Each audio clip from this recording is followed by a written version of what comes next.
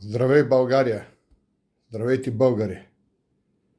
Защо днес съм облякал своята парадна униформа? Защото аз като български генерал и моето търпение премина всякакви граници. За пореден път ние се поставихме в едно изключително унизително положение. Вчера от света на живите си замина английската кралица Елизабет II. Бог да я прости. Но това слагачество, тази сервилност, която нашите медии, нашите политици показват и демонстрират, преминава всякакви граници. Това е национално унижение.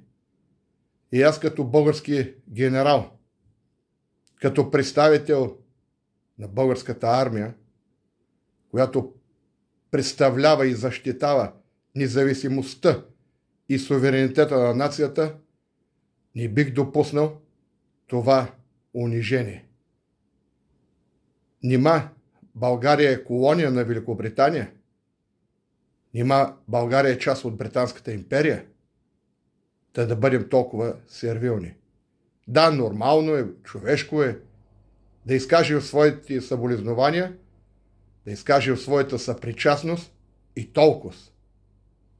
Много бързо забравихме трагедията на нашите сънародници от Слатина, от Богдан, от Каравелово, от Трилисник и от всякъде, от всички кътчета на милото ни отечество, които ежедневно се борят за насъщния, ежедневно се борят за своето оцеляване. До там стигнахме, че основните медии, водещи и всички поканени, лицемерни и лукави техни гости, са облечени в траурни дрехи. Българи, дойде време да си осъзнаем.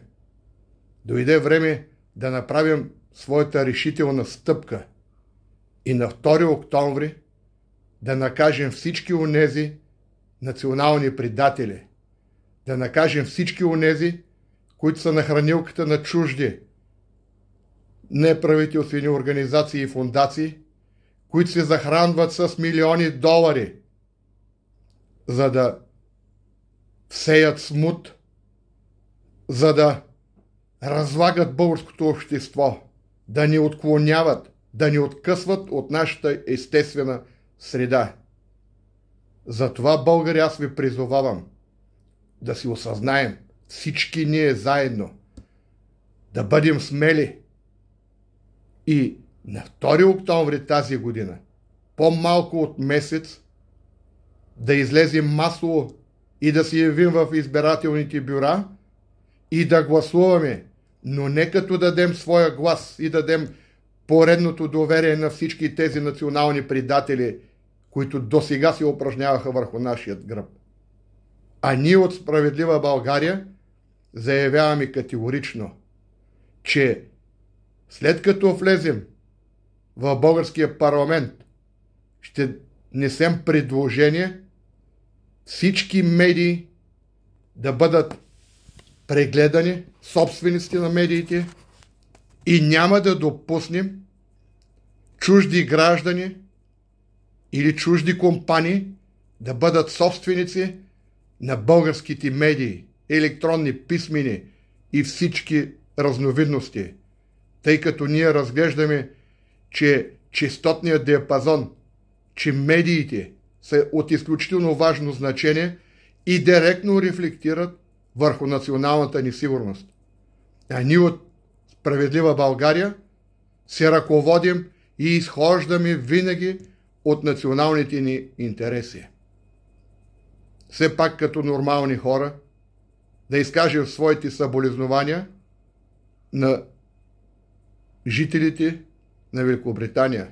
Бог да прости Елизабет II.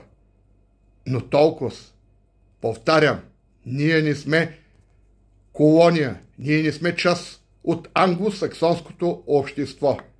Ще ви припомня един цитат от един велик френски генерал и президент Де Гол, който казва: французи, Да не забравим, че САЩ не са Европа и че Великобритания е само един остров.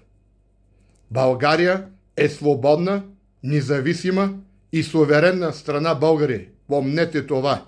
Никой няма право да се намесва в вътрешните ни дела и да диктува нашите политики, които, за съжаление, са в ущърб на българския народ и на нашето отечество.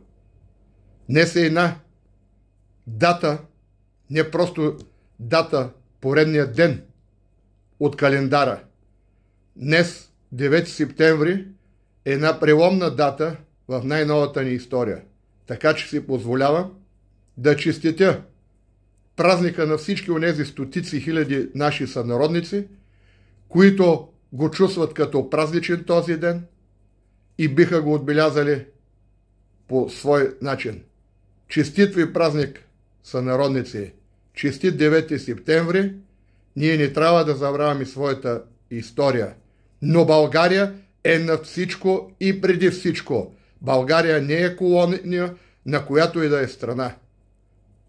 Не забравяйте, бъдете активни и гласувайте на 2 октомври. Подкрепете лично нас, кандидатите от коалиция Справедлива България.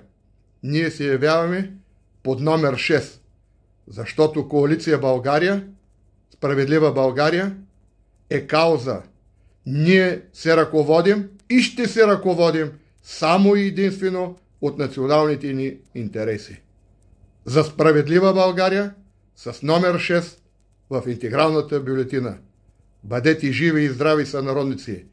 България е нашето отечество.